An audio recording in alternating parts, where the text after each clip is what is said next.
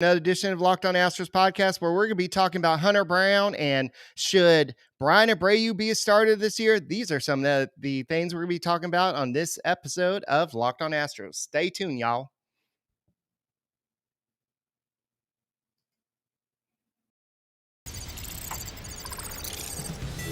Alvarez hits a high drive center field. Veer leans back. This game is turned upside down. There's the runner. Fly ball down the right field line. Tucker comes on. Kyle Tucker. This time they finish the job. Hello and welcome to Locked On Astros, your daily Astros podcast. Here are your hosts, Eric the Man Huysman and Brett H-Town Wheelhouse Chancey.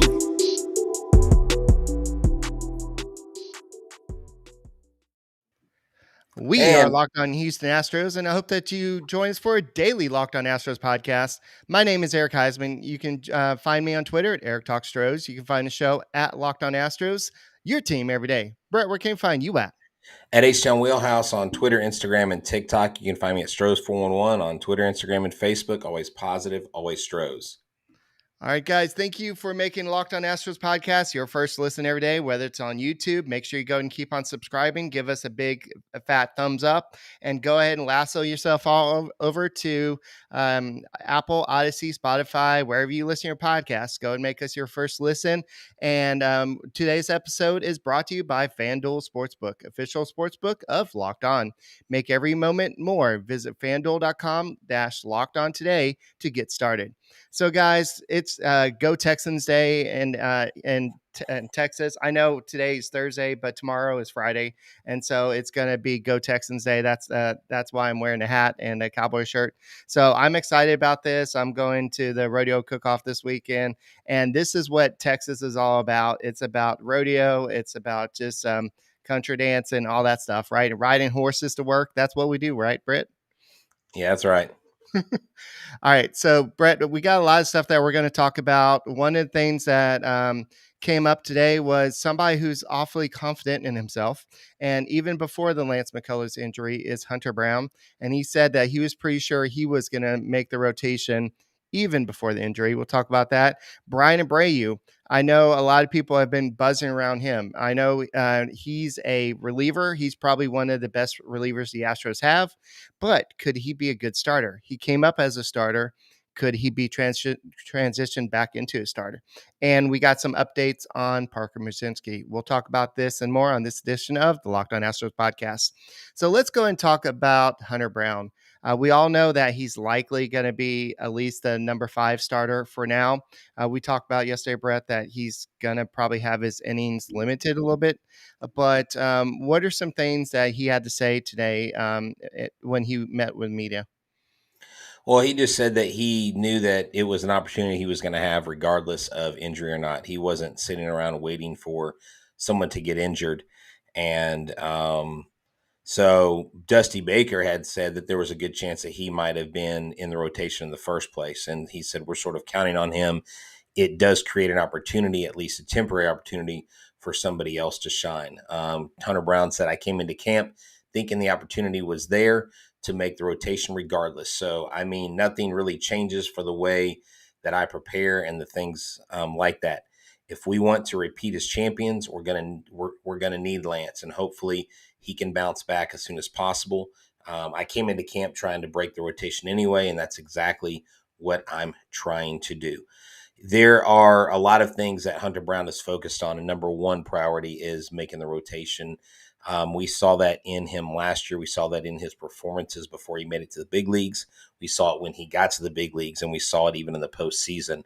So the sample size and the product that he produced is top notch. You know, both him and Brandon Bielak are actually, they have performed beyond what their projections were, their initial draft projections, and what they were initially graded out. And they continue to do great things. Hunter Brown, I think, is going to have an outstanding year. And I really think he's a sleeper for Rookie of the Year because of the type of mindset that he brings to the mound. Yeah, I think so too. And it depends on how much the Astros limit his innings. I know he pitched 130 innings last year between AAA and the majors. He did pitch in the in the playoffs as well for the Astros. But what role would that be? Likely it's going to be as a starter with the McCullers going down. But definitely we'll talk about in a little bit. We talked about Forrest Whitley. We talked about Brandon Bielak. We talked about JP France. But maybe there's another guy who can enter into the talks. But Hunter Brown, he just seemed so confident. He seemed like, yeah, I got this. I knew I had this before I even reported camp, because there's always a chance for me to make the rotation because he knows the type of guy he is. And so he said, but he knew that there's other guys out there. He said there's a lot of camps left and a lot of guys gunning for opportunities. I have to keep my foot on gas pedal and show the staff in front office that I'm here to pitch and hopefully break the rotation. And one thing that I like, we'll talk about, he faced Alex Bregman today, and Bregman had a lot of good things to say about him. But he said, I like the way that the Astros talk about pitching and attack plans. They have a way to develop your arsenal and things like that. It just goes a long way to show what great people we have in this organization. And so he pitched against some of the big time stars, including Alex Bregman. What do you have to say about that? Yeah, so Alex Bregman said he looked good. Talking about Hunter Brown, he said the fastball looked like it was really good and had good life on it. The curveball, as sharp as always. The slider, the one he got down and away, was really good. He looked amazing for the first time out. Really, really good. I didn't see one bad fastball the entire time. I was happy with that, especially early. I like looking at guys' heaters to see where they're at. And so when you get high praise like that from Alex Bregman, who's really one of the cornerstones of this organization right now, him and Altuve, that is high praise. And that's what you want. And you want your hitters bragging about your pitchers like this, because that plays into the psyche going into the season. Because if you get sound clip after sound clip of players complimenting how good this kid is, and with the small sample size, I think there's an advantage psychologically to Hunter Brown hitting the mound, because not a lot of the league has seen him. And so he's somewhat of an anomaly.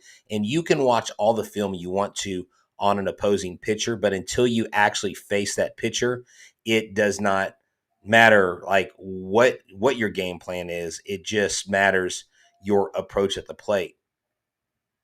Yeah, I was trying to find the two bobbleheads, but I couldn't find them at the moment. But Bregman compared him to two former Astros, and he said he has the mechanics of Justin Verlander, but he has the stuff of Garrett Cole. And so Interesting. that's a good comparison. So if you put together Verlander and Garrett Cole, and that's Hunter Brown, that would be a good combination. Yeah, I think that's a decent comparison. Garrett Cole can touch 100 a lot more often than he can. I think he's a little bit more of a big body Oh yeah, pitcher, but I do agree wholeheartedly with the Verlander thing. I mean, we've seen it; it's been chronicled. I mean, I remember watching him in AAA, and I was like, that's basically Justin Verlander 2.0 on the mound. And the cool thing about Hunter Brown, as much as he looks up to these other pitchers, and as much as he idolizes Justin Verlander, he's trying to be himself. He's not trying to be. You always hear athletes like, I'm trying to be the next and fill in the blank. I'm trying to be this person. No, like the best major leaguers or the best professional athletes are the ones that go out and say, I want to be the first Hunter Brown. I don't want to be the next Justin Verlander. And that's really where I think his mindset is. And an added bonus is the quote you mentioned, where you have an organization. And Eric, you and I have talked to so many minor leaguers in the system, and they talk about this wealth of information that the Astros give these players. And after they give the players the information, they're like, okay, now let's see what information in here helps you the most, and how we can take your tools and maximize your tools and maybe add some. And that's what Hunter Brown's doing. He is a lab guy. He is a pitcher in the lab. He is a student of the game. And I don't see where he goes wrong this season. I'm not saying he's going to be perfect in his execution right. every single game, but I think more times than not, you're going to see him have quite a bit of success against the opposing hitters. All right. So to close out the thought on Brown, Dusty Baker said there was a good chance he might have been in rotation in first place. We're sort of counting on him. It does create an opportunity, at least a temporary opportunity, for someone else to shine. So we talked about three people yesterday, In a second, let's go ahead and talk about maybe a fourth person. The Astros have not commented about this guy, but maybe let's talk about this in a second. But before we do, this episode is brought to you by Built Bar. That's right. Looking for a delicious treat, but you don't want all the fat and calories, then you got to go with Built Bar. We just got through the holidays, and you probably have New Year's resolution. Maybe you busted through that because we're already close to March, but that's okay. You don't have to compromise taste when you have a Built Bar. It's healthy and actually tasty, wrapped in 100% real chocolate. That's right. They have flavors like churro, peanut butter brownie, and coconut almond. I'm not sure how Built does it, but these bars taste like candy bars. They're amazing. They have amazing macros as well. Only 130 calories, 4 grams of sugar, and a whopping 17 grams of protein.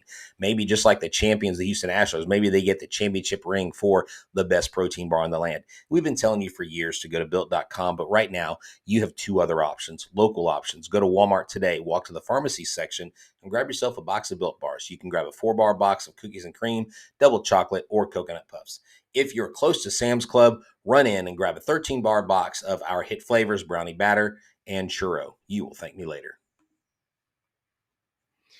All right. Before we get into the surprise candidate that you and I are going to talk about, I don't know if the Astros are going to discuss it, but we're going to definitely talk about it. I do want to kind of talk about this comment, and I've seen this all over Twitter. I've heard this all over the radio today. How dare Dusty Baker not just go ahead and anoint Chas McCormick as the starting center fielder right now?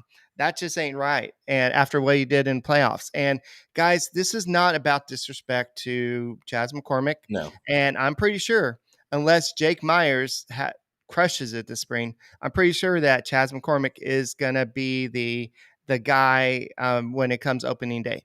But what he's doing, you can correct me if I'm wrong, Brett, but what he's doing is motivating Chas McCormick, making sure that he doesn't just come in camp just thinking, oh yeah, the center field job is mine. I don't have to push myself and I could just go ahead and do that. I don't think he's that type of player anyway, but competition can be good. He's not George Springer yet. He has not reached that level yet. So you're going to have he has to kind of elevate his game to reach that. You're going to be the starter no matter what. So yes, he was a World Series hero. Yes, he did a lot, but I think that Chas McCormick, what Dusty Baker's doing is he's challenging him to become better, but this is not disrespect. This is see, hey. And also, Jake Myers has spent the past 2 postseasons watching from the bench, basically, because of injuries and because last year he just was not very good. And so they want to give him a chance to see. What if you said, "Oh, Jake, you're probably going to go AAA."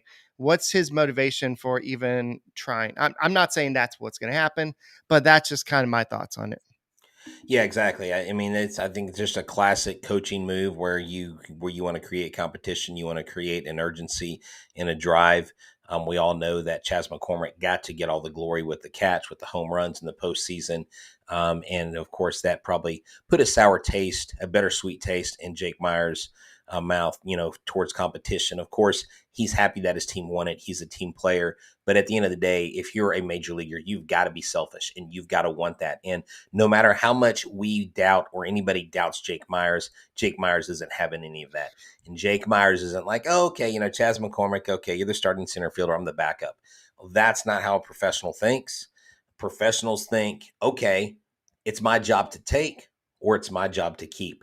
And in the major leagues, when we talk to players, when I've interviewed players, when I've talked to some players off record at the stadium, and every day they know that someone else can come in and take their spot, no matter how good they are. So it's about focusing on what they do that day in that game.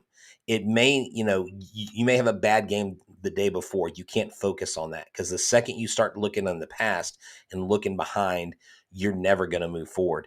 And so you can bet that Chas McCormick, Jake Myers, Justin Dearden, when Pedro Leon gets back healthy, you have Mauricio Dubon, who's put on weight. I mean, you've got a lot of options to go into center field. Corey Julks, he could be someone, but competition is what you want. It isn't a slight to Chas. It isn't a like giving respect to Jake, but not giving. It's not about that as a club, you've got to create that competition, and I think it's great. He's got to earn that hat tip, and he hasn't. No, just kidding. But let's go ahead and kind of switch to kind of the title of what we're talking about. I know Peter Gammons kind of mentioned that there are a lot of teams that wanted Bryan Abreu this offseason, and they wanted him as a starter, and they felt like he could be a top 3 starter in their rotation. And the Astros said, no, we want to keep him. And I know he came up as a starter, but he struggled with command. And then he came to camp overweight that one time and kind of became the forgotten man for a little bit. But then he rediscovered himself. And then he came back to be the Bryan Abreu that we saw, the guy that dominated last year, the one that looked like one of the best relievers the Astros have had in a while. And so there's some people that say, no, I want Bryan Abreu as the closer, the future closer. And there's some people that say he should be in rotation. And if you listen to James Click before everything happened, the idea for Bryan Abreu was always to be kind of in the rotation. I believe Jeff Luna, I don't know how long Bryan Abreu's been here, but I think the plan was always for him to be in the rotation. But the Astros were so blessed to have the arms that they had that they never needed him. And he just kind of developed this niche in the bullpen. But Right. doesn't mean, yeah. Go ahead. He has been here since 2019. Now he pitched in the most games he's ever pitched in his career this last year. He had 55 appearances this last year. If you go back to his starting days, you have to go all the way back to Corpus.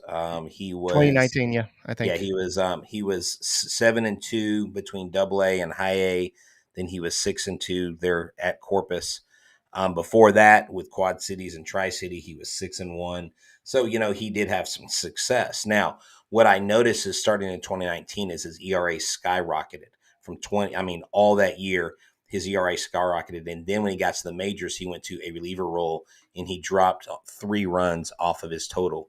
And I'm sorry, but I think Peter Gammons is about 2 years too late on this, putting Bryan Abreu as a starter, because you already have created an elite relief pitcher in Bryan Abreu. When you look at his 2022 game log, he never pitched more than 2 innings. And when you get lightning in a bottle like that, you don't mess with it. I don't think the Astros are in a position where they have to take Bryan Abreu out of that key relief role into a starting role. To me, that's a desperation move. You don't make that move right now. You don't even you use him the way you've been using him because it works. And I just think there's a lot to be said because of his velocity, because of what he's been able to do and able to command. To me, if you elongate his starts, you stretch him out, try to make him a starter here and there, you're going to mess with his psyche. And you're going to see the ERA skyrocket. You're going to see the contact skyrocket. You're going to see the walks go up.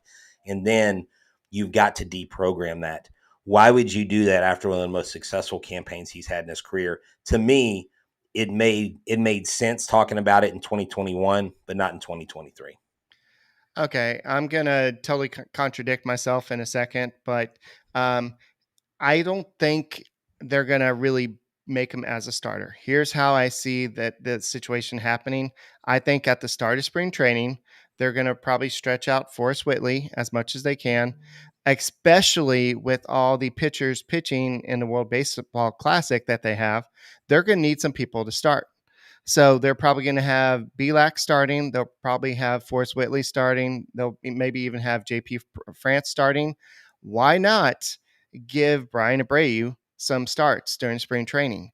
See if you can stretch him out. See if you get him to 3 to 4 innings. Get him to that Christian Javier role where he can come in and be the back end of a piggyback situation where he can come in and like somebody pitches 5 innings or 6, 7 innings. You need somebody to shut him down for 3 innings. You could do that. That's what I see the Astros could do. And then if there's an injury, it will take him 2-3 starts to get up to 100 pitches and 5 or 6 innings. Yeah, Like that. I just don't see that happening. I don't. To me, you would have to have more than one injury. At least 2 or 3 people go down for them to go into that mode. I just think you have too many options on the table.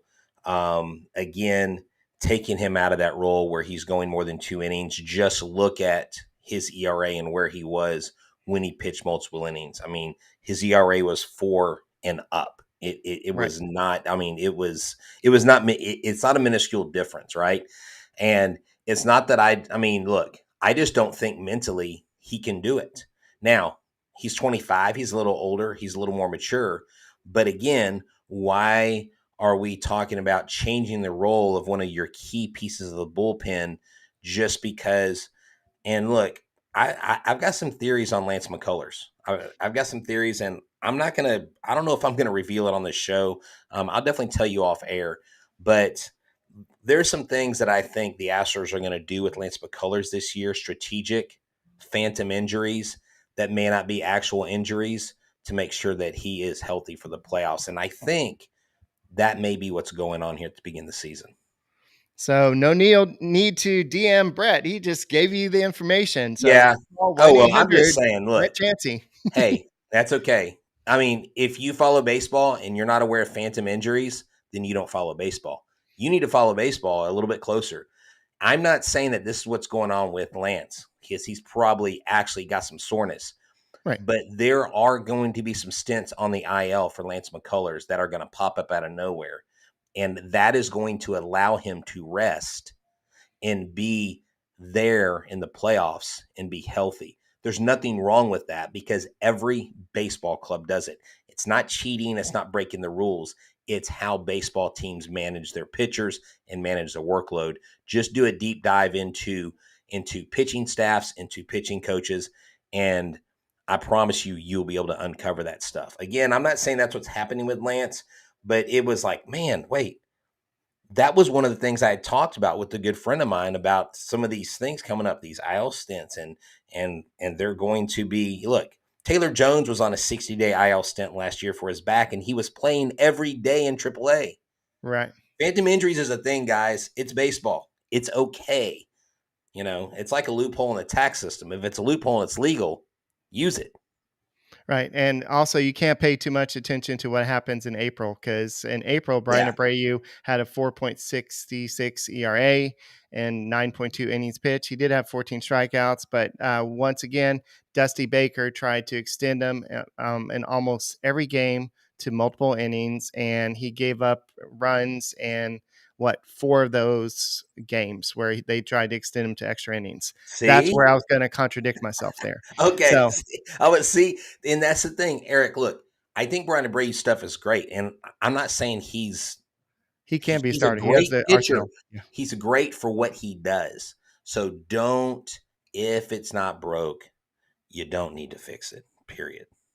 Okay, we'll see what Dusty Baker has to say about that. But the Astros have not mentioned anything about this. This is just some Oh, it's pure murmur going around. speculation right now at this point. Yeah. Yeah, it's just not. It's not even speculation. This is just fans talking, people talking. So, and one person in the media talking about it. So, it's just something that we felt like it was interesting because Bryan Abreu as a starter, I think would be as good, if not Now, as good as Christian Javier, in my opinion. now that's, well, at this point, I don't know. Earlier in He's his 25, career, dude. He's 25. okay, I get that. I understand that. But that's where they had him initially. Right. That's what he was going to do. That was Brent Strom's plan. That was Jeff Lunau's plan. That was their plan when he came in. But now where he's at, I don't think that is as much of an option as when it was 2 or 3 years ago. That's why I said Peter Gammon's tweet is, I think, a little behind. It's almost like he tweeted that in 2020 and then forgot to send it, and he sent it in 2023 is kind of how I treat that tweet. Alrighty, so this was a back to the past, back to the future. Exactly. Or like hey, you know what? And I even invited him on our show, so I hope he can come onto our show and tell us why he thinks that, okay? But let me tell you, I've got to let you know about FanDuel, okay? We're at the midway point of the NBA season, and you know what? I know you're in Houston, and I know the Rockets aren't going to the playoffs, but hey, everybody else seems to be. So it's a perfect time to download FanDuel, America's #1 sports book. That's right. And right now, new customers get our no sweat first bet up to $1,000. That's bonus bets back if your first bet doesn't win. Just download the FanDuel Sportsbook app. It's safe, secure, and super easy to use. Then you can bet on everything from the money line to point scores and threes drained. That's right. Plus, FanDuel even lets you combine your bets for a chance to get an even bigger payout with a same game parlay. So don't miss the chance to get your no sweat first bet up to $1,000 in bonus bets when you go FanDuel.com/locked on. That's FanDuel.com/locked on to learn more. Make every moment more with FanDuel, an official sports betting partner of the NBA. All righty, we have a injury update, not on the Lance Oh, that's right. McCullers. Wait, Not hold on on, Lance hold on. McCullers. What? Eric, are we breaking HIPAA laws? I don't know. I'll have to Okay. let me Google it. Hey, Google. No, sorry. Hey, Siri. All right, no, Siri, go away. Anyway, so today, Dusty Baker finally, I think it was Dusty Baker, but they finally went ahead and revealed what's going on with Parker Mazinski, and he's been experiencing lower back discomfort since before the camp started, and the issue lingered into camp, so he flew to Houston to be examined. He has lower back spasm, so it went from That's not discomfort good. to back spasms. So at least we have some information there. He will refrain from throwing and is undergoing treatment. He's considered day to day. There you go. They need to put him up at the marquee downtown and let him go around in that Texas wave pool and go in the hot tub up there. Just let him have a spa day. Just let him chill out and relax. He's a young pitcher. No, but I could back see the spasms. hot tub, but how would the lazy river help? And those tubes I have don't the know. most helpful things. It just sounds fun to me. Parker's a great kid. Had him on the show. I love his attitude, and I know for him, he's got to be super bummed, especially as a young pitcher trying to make their way on, because he was kind Oh of up and man, down last year. we're getting But called out. what's that for? What? HIPAA laws. Oh, well, we didn't break any HIPAA laws. It doesn't matter because No, the he's bottom kidding. line is it's public information because they Yeah. released it. So sue me. No, wait, don't do that. I'm a teacher. Anyways, so look, Parker, I think, will be fine. Ultimately, he's a young pitcher. I haven't heard much about Sean Dubin. I really want to find out what's going on with him, where he's going to be, because I had anticipated him getting to Minute Maid Park last year, but a forearm strain did not allow that. He was touching Hundo last year. So there's some young pitchers that I want to see get healthy, especially Forrest Whitley. I want to see him stay healthy. I really want to see Forrest Whitley break through. I want to see Forrest Whitley prove everybody wrong. It will be great to see some of these young guys get healthy and be able to contribute, because the Astros are going to need them. Can I have everybody's attention for a second? According to Michael Schwab, in 2021, Bryan Abreu made 7 starts for Dominican Republic, and he had 2.42 ERA in Summer League. That's all I had to say. In the Dominican Summer League, not in the major leagues. There's a big difference. So he can do it. Eric, okay, you want to keep riding that horse, but I'm telling you, the horse is going to buck you off at some point, because somewhere between Reason and Bryan Abreu becoming a starter, dude, I'm just saying, if you like to save your spine, do not go with the Bryan Abreu as a starter. I like I said, he's got great stuff where he's at. There's Right. no need to change it. You literally bring back all your relief pitchers. You have everything intact. You don't need to restructure it, because if you take him out of that role, who are you going to insert into it? Yeah. So Dusty Baker was asked about this very situation today, and Thoughts by Dusty. all right. So Dusty Baker was asked, why didn't the Astros add a veteran starter this winter? And he said, "You've got to ask the powers that be. I got the power, but not the authority. That was always a consideration for me.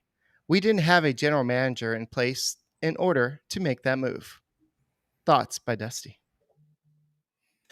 Well, look, Dusty basically said, I thought we were going to get one, just like I thought we were going to get Contreras, but Dusty's a manager. He doesn't make personnel decisions. And so it's just one of those things where,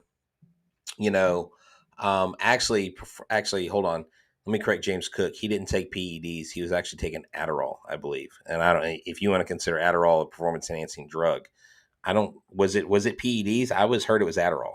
I'm pretty sure it was that, but yeah. Yeah. So, but yeah, Dusty's going to speak his mind. Irregardless, it doesn't matter at this point. What matters is at the trade deadline, will they be in need of a starting pitcher? And if they do, who are they going to trade to grab a starting pitcher? Are they going to get a rental? I think it would be that the price would be probably way too high to get Burns from the Brewers. But, I heard someone talking about that, and I can't remember if it was Mad Dog or someone on MLB Network. But when you looked at his playoff stats, they were actually really bad. And to let you know what injuries do to Houston's fan base, someone literally texted into the wheelhouse on 97.5 today and said, why don't we kick the tires on Dallas Keuchel? I was like, do you realize his ERA in the last time he pitched in the majors, his ERA was like 9.20. Dallas Keuchel is toast, man. He may still have a great beard, but he is not a major league pitcher anymore. So, and no, yeah, exactly. Yeah. We're definitely not going to sign that guy. Yeah. Definitely a lot of interesting things to consider. And hey, Saturday, there's Astros baseball. That's great. So that's something great to talk about. And I don't know. That might have been summer league or winter league. I don't know. I didn't look it up, but when Bryan Abreu made the 7 starts, but definitely something to keep in mind with Bryan Abreu, maybe not becoming a starter, but stretching out to become maybe a multi-inning reliever like Christian Javier. Brett says no, and we already discussed it. If you're just now joining, you can go back and listen why. But just something for us to just kind of kick the tires on, so to speak. But I'm excited for baseball on Saturday and Sunday. We got Brandon Bielak starting on Saturday and Jose Urquidy starting for the Astros on Sunday. Sometimes it be like that. So that'll be an opening day starter. Brandon Bielak will be starting the first day for the Astros, right? No. Exactly. Him and Ronel Blanco and the cast of characters. Joe Reckord's going to be out there. Yeah. Jade Murray. And there's a couple others. I can't remember guys they added. But yeah, so it's definitely going to be fun. I don't know if I'm going to be able to watch it because my son's got basketball this weekend. But I'm excited for baseball to be back. Yes. So, guys, thank you for making Locked On Astros podcast your first listen. And you know what? We're going to talk about some sticky stuff on Sunday. When I say sticky stuff, I'm talking about, how the umpires always check the pitchers on the mound. Well, it's going to get a little bit more hilarious this next year. We'll talk about that on next edition of the Locked On Astros podcast. And thank you for making us your first listen. Why don't you make the second listen? The Locked On MLB Prospects host Lindsey Crosby does a great job talking about all the prospects of tomorrow, whether it's Astros, Marlins, Yankees, if you like them, but all the other teams out there. And he does a great job just looking at the future stars of tomorrow. So go check them out. Make sure you subscribe to us on YouTube and give us a big fat thumbs up. And we will see you Sunday night. And go Astros, and hopefully we get 2 meaningless victory and on this weekend, and stay healthy. That's the key word. Stay healthy. Go Astros.